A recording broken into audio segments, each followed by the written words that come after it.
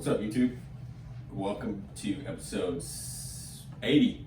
80. We're at, 80. We have this one and one more episode for Developing the Leader Within 2.0.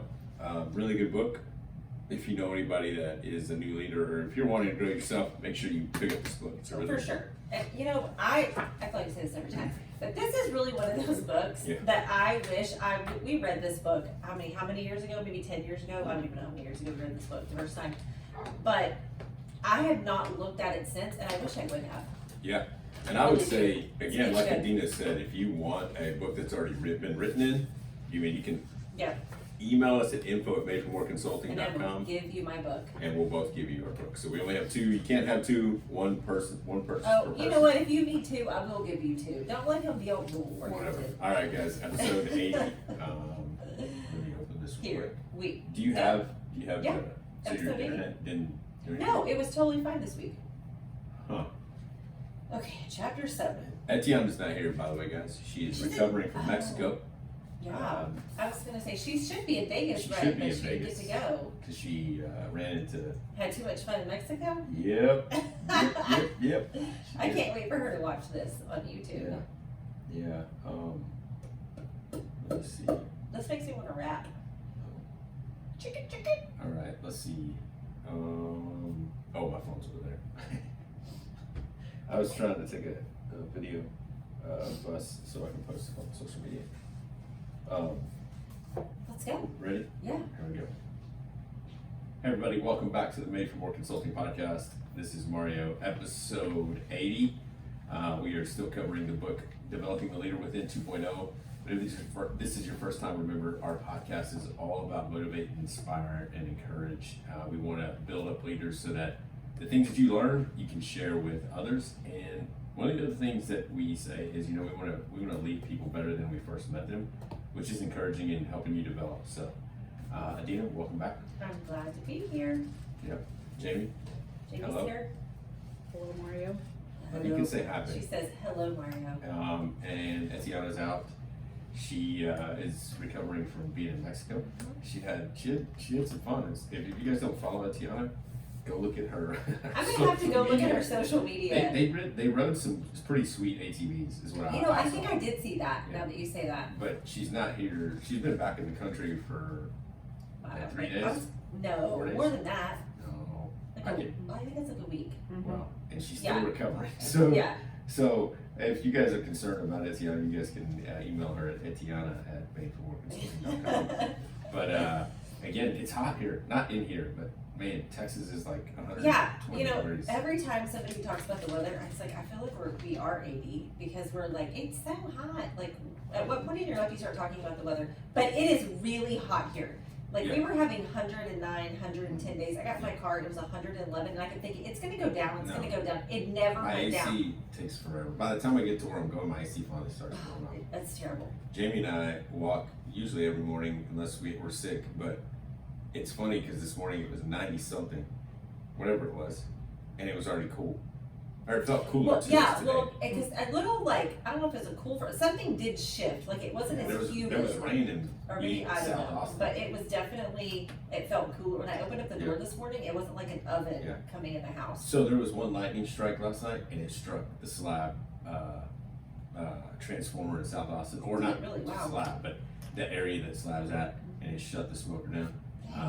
So I just find it funny because that's the second time this week that the same transformer got hit by a car early this week. Dang. They fixed it, and they got struck by lightning last night. And they were up there till midnight trying to get the smoker to work. Go follow Slab Barbecue. It's dopebbq.com. Anyways, here we go tonight. We'll talk about developing the leader within 2.0. If this is your first time, go back and listen to the last two episodes. It's the beginning of this book. And if you'd like to know a little bit more about Made for More, it's episode 65. Sure. Why we're made for more. Yes, that's a great. I told your sister to listen to us. Oh, and, okay. She probably was like, I do not want to listen to y'all. She said I would love to listen at some point, and I sent her the first podcast the other day. So. Oh, that's not a good one. I mean, it's good. Not the first one. I mean, 65. Okay, I was like, it's good. It's a good podcast, but the quality wasn't as good. Yeah, our very first podcast. I forgot to turn the mic on. We learned a few things. Yep. So, guys, honestly, John Maxwell is one of the best writers on leadership. And so, if you are a new business, a new developing team, this book would do some really good. Yeah, and you know what I was thinking? I have someone in my world that is new to leadership. And going through this book, I think I really need to give them this book because it is a very comprehensive, all-encompassing way to be a great leader. Is this the same person that asked if there was leadership podcasts out there? Or anyways. Yes. Wow. Anyways, well, guys, again, thank you guys for listening. We don't read the entire book, but if you would like a free book, we only have 2. You can email us at info@madeformoreconsulting.com. We'd love to give you our book. Yeah, we'll send it to you. I know Alan in Louisiana. We gave him the last book. Yes, and I've had one other person in person say, "Hey, I heard on the podcast, and if I want your book, you'll give it to me." And I was like, "Yeah, you can have it." We still have one more week, but we'll give it to you. Yeah. Email us. So here we go. Chapter 7. It's called The Heart of Leadership. So each chapter is something different. And if you want to go through the chapters real quick, chapter 1 was the definition of leadership, which is influence. The key to leadership is priorities. The foundation of leadership is character.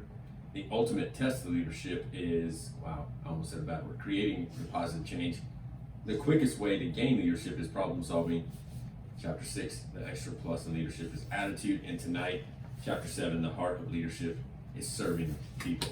So, Adina, before we get started, in your own words, what is your definition of servant leadership? I think that, I wish I would have read this before so I'd have a much better answer. I thought you read it. I tell you, I don't read your notes until I get in here. Okay, I thought you meant the chapter. Yes, no, I don't read the notes until I get in here. Okay. I really think it is about putting the other person first. I think in leadership, it's very easy to think it's to accomplish your goals or the company's goals. Yeah. When really it's about serving that person and helping them be the best that they can be, bringing out their potential. And that may mean doing things for them, whether that, no matter what that is, that isn't necessarily related to like your, job. Yeah. So as a leader, I would think that it's more of a challenge for a leader to practice servant leadership than it is for like an employee, because an employee they're doing their job. They're trying to maybe get promoted, but anyways, yeah. So he says this: the true leader serves people, serves their best interest, and in doing so will not always be popular, may not impress, but because true leaders are motivated by love and concern, rather than a desire for personal glory, they will be willing to pay the price. So servant leadership is about paying the price, even when it's not popular and it's not to impress others, it's to serve people. So as a young leader, Dina, if they're listening, or maybe you're just now listening to this and you're trying to do personal development, I'm wondering what our biggest challenge is as a young leader, as someone that's new over leadership, when it comes to servant leadership. Well, I think about as a leader that it's very easy to stay focused on like, this is what we're trying to accomplish. And like, we'll use it real practical. Like, I know you like sweeping the floor. I know you have an analogy, organizing the shoes. There's something that you talk about. Everything has yeah, but just like in general, like you're never too good to sweep the floor, no matter what you're doing. You may, like, your job in your organization may be about sales and growing the business, and it'd be all these things. And you feel like that's all that I need to put all my energy in that. When really you going and saying, "Hey man, what can I do so you can get out of here early tonight?" Is huge. Yeah. It buys you more time, and it builds success over those days, every day in and day out, rather than having to make sales that day. It builds up over time. And I don't know if this is something I would say like now in today's world, but in our world, but I can also see leaders feeling like, well, like that's not my job, or what are people going to think of me? I'm the CEO. Why would I be sweeping the floor or washing dishes or whatever in that case may be? And that is just so far from the truth. It's really the complete opposite. You should spend your time doing those things. Like, I think it was one of the Jocko books that we read, and every example, he would say he would go into the company, and then he would go and he would talk to like people with the boots on the ground. Is what he would say, and that way, that's who makes a difference. That's who is you're truly like the backbone of your organization. Yeah, because if you were to ask Made for More to come help you in your business, we would definitely meet with your owners and executives, but the biggest part comes when you meet With with your the employees. because they're going to tell you what they've been told or what they're carrying out. And like we've always said, and so does Jocko, and I think anyone else, every problem's a leadership problem. Leadership. Yeah. Yep. But in today's world, I think in the culture today, I think it's what Adina just said, and it was put into practice this past week. There was about 4 people at one of our clients. One person was doing all the work while the others were finishing up something, and so what we try to do, a couple of us are like, well, I'll help her. So we start helping her, and the 2 guys that were back there, they looked at us, and they've never helped her before. But then they came around the front and they started doing it, and I was like, okay, well, obviously servant leadership does compound, but it also is an influence to others to go, hey, I can do it too. So, and like you said, you're never too high on the totem pole to go, hey, I can do this too. And and I think that's what builds an ego if you're not careful, and it separates us from people. So, servant leadership. And Maxwell gives us some questions to ask ourselves to better serve people. He says, what can I do for people to help them succeed? You said that earlier. Yes. Organizations exist to serve, leaders live to serve, period. Yes. So yeah, I mean, anything on that? Make it happen. Just do it. I mean, I think, that's just one of those things. If you can serve somebody, if you can make their job a little easier, if you can do something for them, just do it. Yeah, exactly. Number 2, what do people need from me daily that they may not want to ask for? So as a leader, you may be in your office, or you may be walking around, maybe you're practicing some of these things, but ask yourself, what do people need from me daily that they may not want to ask for? Which means maybe they're nervous to talk to the leader, maybe they get shy, or they're insecure about talking to the owner or a leader. And if there's not that relationship, then you might want to get out of your office and walk around. But I think that's a great question as a leader who leads people to ask yourself, like to just kind of stop and say, what might they need from me that they're not asking for? And I mean, it really could just be like some like positive encouragement. It could just be like, they may just need to know they're doing a good job. They may need to know what's coming next, depending on their personality. But one of the things, when I read that, I made a note because I have people that I lead that I do one-on-ones with, and I was like, that's a question I'm gonna ask on a regular basis. And I think too, when someone says, I had a crappy day, or we pray for me, or this, before you leave, I think one of the key questions is, hey, I get all this stuff that's going on, but what can I do for you? Is there anything that I can do for you? Yes, how can I help you? Yeah, how can I help? So, many leaders say their door's open, but instead staying in your office, with an open door policy, maybe you should get outside your office and ask those questions to help them succeed. So that's really good. Number 3, what can I work on that will help me serve people better? I loved that. Yeah. Well, I love any question that is kind of a reflective question, because I think that kind of goes back to, what about your personality, your leadership that you need to make note of, because it's just a different interaction, Yeah. And so some people are like a little more sensitive. I tend to be a little more direct, and so that's one of those things I'm like, okay, with this person, I need to work on making a lot of small talk with them beforehand, and I think that as a leader, that's one way that you're serving them, because you're allowing their kind of personalities, their wants and their needs to kind of take the forefront in that. Yeah, and if you're not working on something as a leader, then how do you stand up and tell them, I need you to work on this? And that's what we say, you can't give what you don't have. So if you have this awesome personality or skill of delegating, and you want to teach someone that, then you can go teach them. If you don't have it, then how are you going to tell them to give it if you've never done it? So number 3 was, what can I work on to help me serve people better? Number 4, how will I know that I'm serving people well? I like it. Yeah. I think that's one of the things is when you just look at are they happy? I hate to use the word production, but are they doing what they're supposed to be doing in their job? How does their team look? I mean, they're just, I think overall, that is one way you'll really know. And you know what? I go back to ask them. Yeah, exactly. You just gotta ask them. Yes. And I think, I'm not saying that every leader has to know, I'm not saying every leader can know everyone, but if you have multiple leaders, you should be able to know your employees, and you should be able to walk in somewhere and go, okay, this person's off. There's something going on. Whether you guys are personal enough to go, hey, sit down and talk, or you can go, hey, are you okay? Do you need some time? Is there something wrong? Ask them. But I think with this one specifically, we've said, so goes the leader, so goes the culture. So the leader is not someone who serves, then most people won't be. Well, and this is an interesting thing because after I read this chapter, I started paying attention to it, or paying attention to like these opportunities like in my daily, life.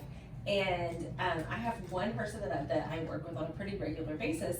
That every time I say like, hey, how can I help you with that? What do you need from me today? Hey, I have some free time, whatever it is. It's always like, no, I'm good. No, I'm good. No, I'm good. And so I was like, aha, like that, like they have something inside of them that they don't want to accept that help or that service. And that opened up a whole conversation because I finally just asked them, hey, I notice every time I ask you this, you always tell me no. You're good. Like why, like what is it? And what was very interesting is it came down to a conversation about them feeling kind of insecure about their job, what they're doing right now. Yeah. And they really felt like if they asked for help or if I said I would help them, that would be them saying I can't do my job. that I can't do my job. Man. And that is so far from the truth, but that kind of goes back up to, what do they need from me that they're not asking? Yeah. They needed a whole lot more, like day to day, hour to hour, like you did this right, check mark, check mark, check mark, Yeah. And so this chapter was a huge one for me, just with those couple questions. So what you're saying for some leaders is, hey, you may have to work on the emotional side of positive reinforcement rather than buying them something or doing something. You may be able to buy them if they're their favorite donut or whatever. But, hey, that helps too. Yeah, but I like coffee. Yeah, but to go in there and go, hey, you're doing a really good job. Because to me, words of affirmation are huge. See, and I just get mad when somebody tells me I'm doing a good job. I think my daughter Adina does that, right? When she says no, don't say that, or maybe say maybe Well, both of so them go. yeah. And for me, You it's should know your kids. but I can't remember because one of them specifically says don't do that or cries, and I'm like, that's weird. Well, but I think it's different for every person because I think like for me, I don't like it if it doesn't feel authentic or if it's something anybody can do. I'm like, that's not a good job. That's like average at best. Okay. I'm like, I have to be acknowledged for That's the interesting. things Okay. that like I feel like that nobody else can do, which is we've talked about that in one of the other books, kind of that like in that 5%. That's what I want somebody to say good job for is when I'm living like in that 5%. Yeah. But it's very different. Some people like, hey, you're doing a good job. They're like, yeah, no kidding. Like I'm like, of course I'm doing a good job. Yeah. I don't need you Let's to say tell be me. more specific. But in that, but I also know that like for you, like because those are your, like that's your language is you like words of affirmation, so you give that away a lot, and so that's a great thing. That's good.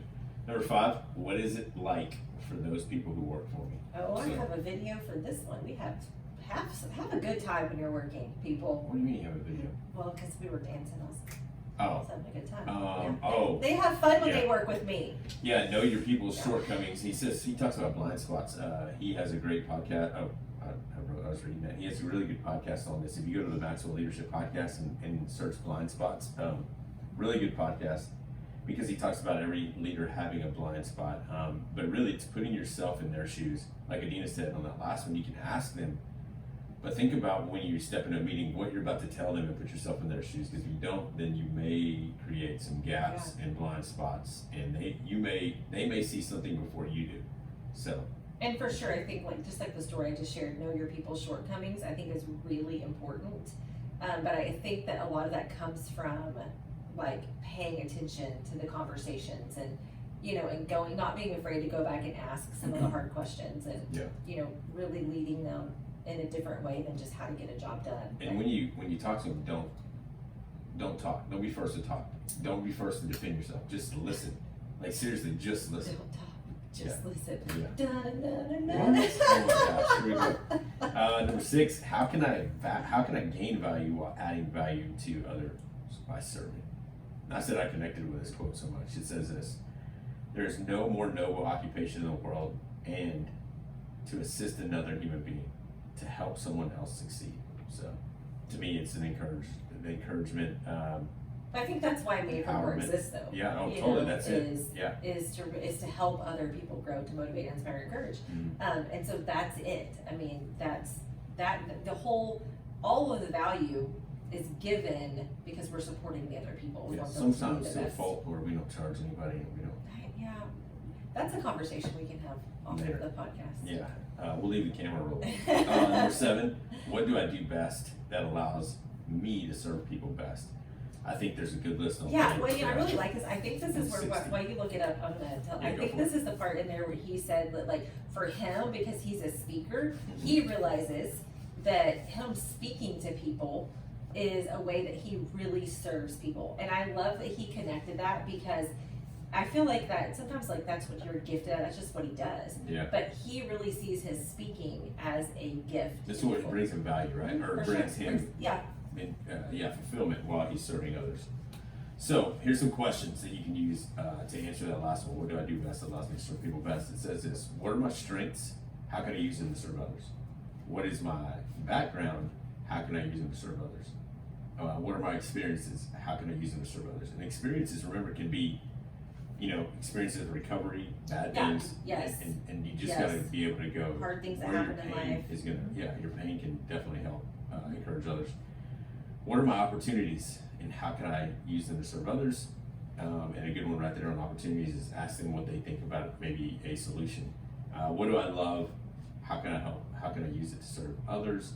And where am I growing? And how can I use that to serve others? And to me, on that last one, where am I growing?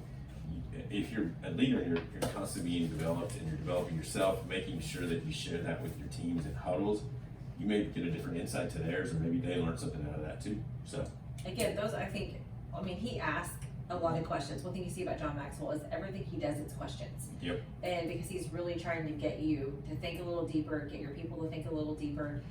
Those questions are great questions to ask someone who kind of needs help finding their value, like their personal value, and, kind of give them a direction. I thought those were great questions.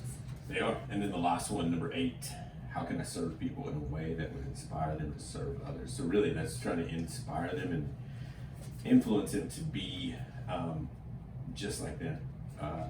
There wasn't much that he wrote on that.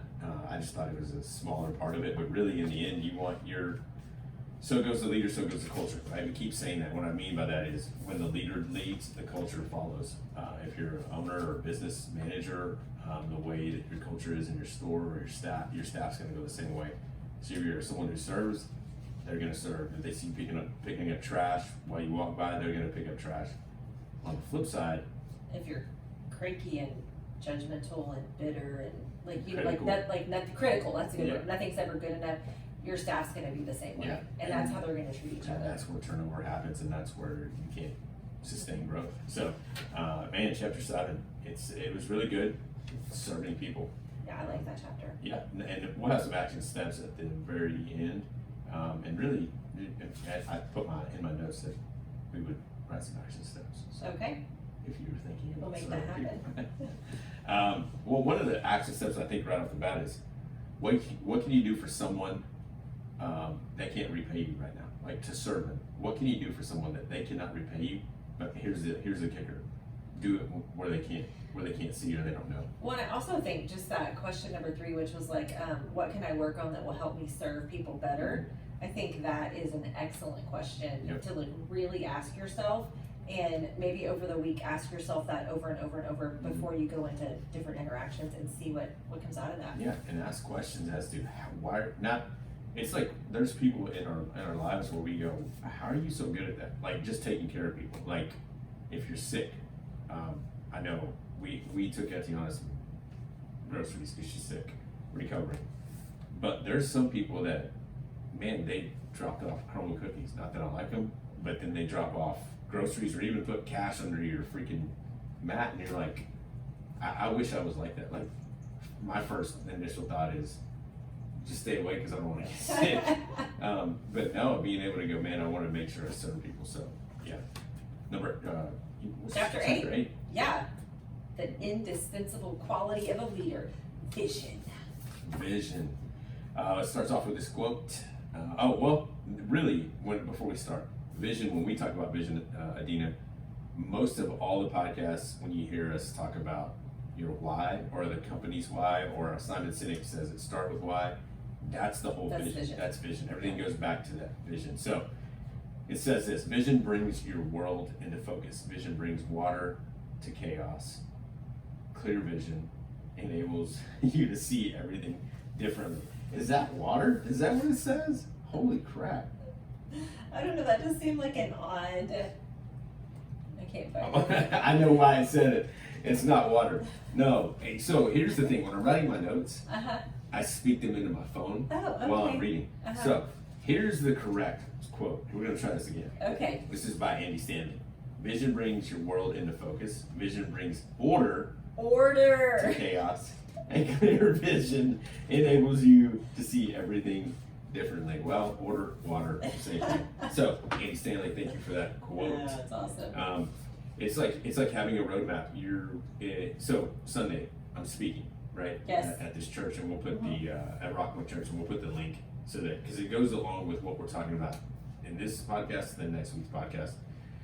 But when I say roadmap, my vision for Sunday morning is to get them to the question or to the statement of take action, take action, take action, take action. So I'm going to keep repeating that in my message. So for me, my vision is to go. I have to start at point A and end at point Z, whatever, and go. Did we get to take action? So it's a roadmap. Your vision's the same way. Going. This is who I want to be. This is why I do what I do. And everything you do has to lead to that, or else it's a trail or a shortcut somewhere else, and it's not going to lead you there. So. Or it takes a whole lot of twists and turns that are not the most direct path and make it a lot harder for you to get there. Yeah. So how would you keep vision out in front of people? Well, I think very practically, I think you have to keep your vision short. Like a vision statement has to be really short. And I think you have to create a filter for everything you do. Like, are we doing this, whatever it is. And I think it has to go back and it has to fit for everything that you do. Yeah. So motivate, inspire, and encourage. And say it all the time. Does it fit under one of those things? No, then we probably shouldn't do it. Even though it's a good thing, we probably Right. shouldn't do it. Reasons vision is so important as a leader. Ready? Number What one. you can see determines what you can be. So vision makes the leader. The leader doesn't make the vision. What do you think about that? Oh, interesting. Because the leader is going, I'm developing growth, but vision. Vision makes the leader. The leader doesn't make the vision. I feel like I might need to we might need to have an offline discussion about that. Just think about that. So division. Here's what he says.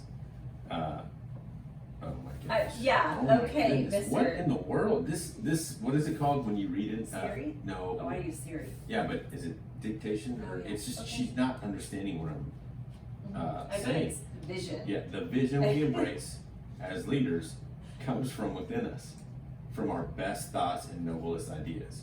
But we have to work to bring them to the surface. Having vision as a leader is my responsibility. Okay, that I agree with. Yeah, but you're developing yourself as a leader, and as you're being developed, vision comes in. So. Okay. The I mean- bigger, so would you say, is this what they're saying, that the greater of a leader you are, the more vision that you have? I believe so, because Hey, as a wow, pastor, I'm gonna have to really think about that, but that's good. for me as a pastor, now business leader, the vision of Made for More came as I was being developed. The whole discipline was freedom, learning those things. So, okay, Yeah, I'm an empowerer, not a counselor. so number 2, I love, because it says, you see only what you are prepared to see. Yeah. But I think that right there, when I read that, I immediately was like, that's why having a team of people and people in your life that you can talk about leadership and vision and stuff with, Yeah. because it's so right. You only see what you're prepared to see. Yeah, And so- you need somebody else's point of view. Yeah, I mean, we can go back to the whole 300. You Oh, yeah. hold your shield up for your team, Mhm. and they're all around you. You have a full 360 view. If you're the only one, you can't see what's behind you, you can't see what's beside you. So how do you think we can prepare for vision? I thought that was an interesting question, because how do you prepare for vision? I think you continue to grow. I think that you look for other people that can help build with their characters and their passion and their abilities to go, hey, I think I can add this to the team. Well, and I think for you have to be solid in what, your why. You have to be solid in that and create a vision out of that. And other people, I think, your vision will attract their vision. I mean, it all feeds into the same funnel. So, number 3, what you see is what you get. Leaders understand that they have to believe to see it. Now listen, leaders understand that they have to believe it to see it, while most people view it through the lens of saying, I have to see it to believe it. So leaders say, I have to believe it to see it, meaning you got to act on that. And what you see is what you get. So if you're not seeing the results, that means you don't believe in yourself. You don't believe in that. There's something that he read. It's called the Mundane Man on page 169. You want to read that? Sure. I feel like I'm gonna have to get some light in here though. The mundane man lacks depth. He lacks a vision. The poorest of all men is not the one without a nickel to his name. He is the fellow without a dream. The mundane man resembles a great ship made for a mighty ocean, but trying to navigate in a mill pond. He has no far port to reach, no lifting horizon, no precious cargo to carry. His hours are absorbed in routine and petty tyrannies. Small wonder if he gets dissatisfied, quarrelsome, and fed up. One of life's greatest tragedies is a person with a 10 by 12 capacity and a 2 by 4 soul. Yeah, I remember one of the first posts I made for more was a ship a huge ship on the shore, like stuck when there's ocean out there. And it's, again, you can get stuck in the mundane. And you got to be careful not to. But again, what you see is what you get. We are usually a product of where we're at because we made the choices to be where we're at. And it's tough to look at yourself in the mirror and go, hey, I'm here because I'm here. So, yeah, and going into the last part of this chapter, how to increase your more and before. It's so weird when he says this stuff because he says how to increase your more and before.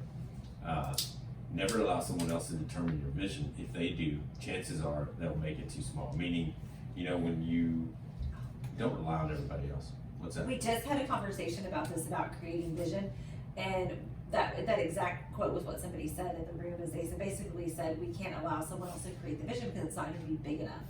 And so we talked about the idea of challenging people's vision, to help refine it and to grow. And I was like, okay, because I think that's one of those things that what you just said a minute ago, which was something about basically like your vision is going to be as great of a leader as you are, that's how big your vision is going to be. And so it was kind of like the idea of we can challenge their vision to help them be a greater leader. So I'll stop you right there though. Okay. Because here's the personal side of me, like the people person side of me. Yes. Because I work with people right now that are so analytical and they want stats and stuff, right? That kind of person challenging someone's vision comes across as criticalness, and so I'm with you. Yeah. But be careful how you challenge someone's vision because you can. I think there's a book. I think it's by Andy Stanley. It's either Andy Stanley or Craig Rochelle. I can't remember how to talk to me. Which one of them. I'm just kidding. Is no, what he said. He basically it's about vision, and what he says is like you take your vision and then you add a 0. You take your vision, and that's what the Big Bang challenging is. How are we going to make it bigger? Mm-hmm. I'm like. I know one of your clients is keep it 100. Well, imagine if they're like, well, we're not going to be great all the time, but like, let's go for like a 90%. No. Well, challenging that is saying like, let's go for 100. Yes. Let's go for like a perfect score. Yeah. I think that's kind of, it's like you have those realistic That's people. really good. That's kind of what I know. I'm just mentioning that these leaders like, out there. You sound like you might have a personal experience. Yeah, with that. because someone who is not on the personal side, mm-hmm. well, why are you thinking it that way? And I don't think that you are thinking through mm-hmm. an actual goal, and I'm going, you're not in my seat. Yeah. And you don't know the results that I'm getting. So I came to get some encouragement, but now I'm going, am I even on the right bus? Yeah. Going in the right direction. So you got to be careful, your tactfulness, and I'm not talking about you. I always say tactful, I'll use Adina as an example. But no, you're right. I think being able to partner together and be able to speak into someone's life, you just have to be careful that you know who you're talking to. So. Well, and I think that like it says spend time with people that inspire you. Yeah, I think I think those two things kind of go together. Mm-hmm. About don't allow someone else to determine your vision, but hang out with people who have big vision. Yeah. People who are that that kind of have that natural challenger, ness to it, so you can Yeah. see, have a bigger vision. Yeah, because they're going to be able to see, again, blind spots. You don't want to have a blind spot in your vision. And so, so intentionally grow every day to increase your capacity for more personal growth. So I'm just telling you, just recently, over the last 2 months, that's what I think I've been challenging more people to do is you're basically at where you're at. And Sunday, I'll go back to Sunday. It's going to be the notes. I'm speaking at Rock Point. And it is again, take action. You're at where you're at because of the choices that you've made. And here's some quotes. It says, if a person will spend 1 hour a day, every day, for 5 years on a certain subject, that person will become an expert on that subject. So I have read that a couple of different ways. Yeah. I've heard there's one author that says 30 minutes. That if you spend 30 minutes every day, I don't think they do the 5 years. And then there's also one where they talk about basically like spend 10 minutes a day, like 10 minutes, 10 dedicated minutes on whatever it is. It's the consistency. Yeah. So right now there's some listeners that are probably going, I don't have time. Let me tell you, your excuses are louder than what you want to do then. And you really don't want to grow. I'll just say that you don't want to grow if you're going to have an excuse. How long does it take you to get to HEB? 2 minutes. Well, then those 2 minutes are going to add up if you keep doing that. Yes. Yes. No, I want to listen to my music. Well, then you need to find Make a sacrifice. Exactly. Okay, take a shower. Well, listen to the podcast where you take a shower. Good gracious. Don't. Quit making excuses, people. So, read a book. one of the things Jocko did was what? He wrote 1,000 words for 90 days, and at the end of 90 days. Yeah, but I've heard that authors say that, like write so many words a day. He says, he says it in the last chapter that I think you read. See, there you go. In the very last chapter. I read. Sell me out yet.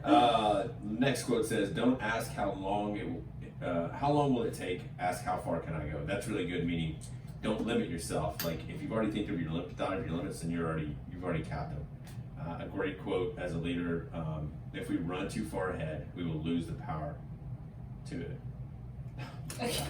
Son of a gun. I'm gonna say what is wrong with my phone? There's no more dictating into your phone. Yeah, like I spoke these clearly we're gonna have into to my go, phone. we're gonna have to here it is. do a spell check. Here we go. Gosh, I should have checked my quotes. As leaders, if we run too far ahead, we will lose our power to influence people. I don't know where Siri went off on that. But if we run too far ahead, we'll lose our power to influence people. And you don't. So you think that's true? If we run too far ahead, so basically they're saying you have to go at a pace for your people. Still. Somewhat, I think, yeah, because this is the part of the book where he talks about what have you learned. What is happening to others. So you look around you. You look around yourself. When it comes to vision, you look around at the people you're leading. And if they're not anywhere near you, you're either taking a walk or you've run way too far. And here's the one that you and I have said: you don't communicate it. You think they know the vision, but you don't communicate it. And I think one of the things with all of our clients that we continue to say is, "Hey, we're bringing a new hire on. Well, I don't care how old your view of orientation takes and how many times you watch that video. They have fresh eyes. So you got to remember what it was like walking in for the very first time." Show them the orientation video. Well, I've seen it a million times, but they haven't. They don't know how to build this. They don't know how to do that. So you have to remember that that's not mundane. That's repetitive. That's consistency, and then you get the result. So you have to do that over and over again. But if you run too far ahead, your people don't know what you're doing. I can see where's that. he at? Where's he going? That. So I feel if we have so much to say. I feel like this chapter had a lot in it. Like even now, I feel like we've said a lot about it, but it really is a great chapter. And I think this last paragraph that I wrote in our notes, Adina, is just basically us saying, it's just really your why. And if you've never sat down and you go, hey, why do I exist? Like, what do I want people to say? And I think for me, I remember the last day of work when Shane had me on stage on Sunday, and it really continues to be shaped and molded. Is I want to leave people better than I met them.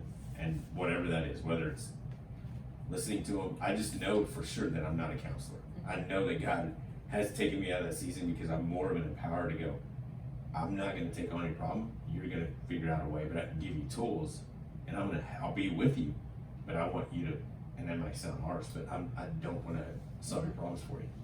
I'm not an accountability partner, right? So anyways, finding your why, everything needs to point to that. Because when we get off track, we lose sight of where we're going. And when you lose sight of where you're going, we get frustrated. When you get frustrated, it's easy to quit. So I would suggest writing out your why. Yeah, and I think whether it's a personal one or for your like organization, but if it's one that you, even an organization that you work for that you're a part of, ask yourself like, do I know the why? Mm-hmm. You know, do I know it? Do I believe it? Do I, you know, because it is, if the why that you are working for doesn't match like who you are, it's really difficult, you know, to stay in that. So Yeah, because what happens, you get frustrated because you don't, something doesn't line up. that's right. So yeah, just think through that. I would think an action step for this chapter is, Well, just that, I mean, write out your why, your personal why, because we talk about it, I feel like almost every week, about, you know, somehow find your values, what are your values, and write your personal why.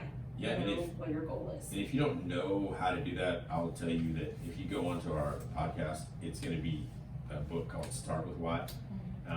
And it is, it's, You can also email Adina at madeformoreconsulting.com and I'll help you. yep, and it is called How to Find Your Why, and it Yep. was March 21st of 2021 That was a on good our one. podcast. That was a good one. So, yeah, guys, I think that, like Adina said in the first part of our podcast, that other action step would be, what can I work on to help me serve people better? And I know you want to serve people, but again, it's personal growth internally to go, how do I get out of the way? How do I help myself grow? so I Yeah, can what serve what other inside people? of me, Needs to change, yeah, needs to get better, Yeah, right? And if you're not a people person, this is definitely going to be a challenge for you. But if you're a leader, then you need to do that because they probably see the blind spots before you do. I think that would be a scary action step, is to ask people where you can grow. That's it. yeah. Hey, how am I doing feel in like this at one area? point in your personal growth, you must have read a book or something, 'cause I feel like we did that. I know I did that Yeah, one I time, remember and I that. stopped asking people Yeah. because they were trying to have me do other things. So, anyways, guys, yeah, that's it. That's a good That was chapters 7 and 8. Yeah, Yeah. 7 and 8. Next week is 9 and 10. Yeah, we're wrapping up the book. Etiana's not here, so I don't do this as well as she does, but we have all the podcasts and books listed on our website, which is www.madeformoreconsulting.com, the number 4. And as Adina and I mentioned before, we will give you our books if you want a free book called Developing the Leader Within 2.0. They are not hardback books, just so you know. Yeah, I was very, very, like, almost offended when you gave me this book. I was like, what? This is not even a hardback. Yeah, What- I remember you texted me. I gave your husband the book to give to you, and I got a text that said, "Are you okay?" I said, "Why?" He goes, "Because this is not a hardback book." I was like, Well, "Sorry." I'm just thinking too, like, Couldn't we're on afford budget hardback. cuts or whatever. I Like, couldn't afford the hardback book the yet. extra so I few haven't had it. dollars. Yeah, the way what does he say, Kevin Hart? The way my checking account works. Is I gotta look at my savings account, and then I gotta move from my savings account to my checking, and then you get. Yeah, next Anyways. time I want the hardback. Okay, so guys, it's not a hardback. It's just, again, my book I found out is a little torn today, but we will give it to you for free if you email us at info@madeformoreconsulting.com. We only have 2, so the first 2 people that email us will get this. Follow us on the social media platforms, please. Made for More Consulting. That's the number 4, and continue to motivate, inspire people around you, and share this podcast with others. I will tell you again that every week we continue to grow. I appreciate everyone listening. Our team appreciates it. And thank you for just spending some time with us. I hope your week goes great as you listen to this. And in the show notes, I've been listening to John Maxwell way too long. And the others. In our podcast notes, you can you'll be able to click on it. It'll lead you to rockpointchurch.com, and the message is going to be called Take Action. I feel like it just is a Yeah, it fits together really well. How do you, Conglomerate. conglomeration of everything. Is that what you said? Yeah, Is that the word? Look at you, Anyways. SAT word. Whatever. I can't even say it right. So anyways, it's just an abundance of things that have been growing, and it's coming out on Sunday. So we'll share that. But as we end every week, it's what we believe. Remember, we exist for more. We're here to offer more. Don't ever give up. Every single one of us is made for more. We'll talk to you guys later. All right, YouTube, that was episode 80. Appreciate you guys watching, and we will see you guys next week for episode 81. Talk to y'all later. See ya.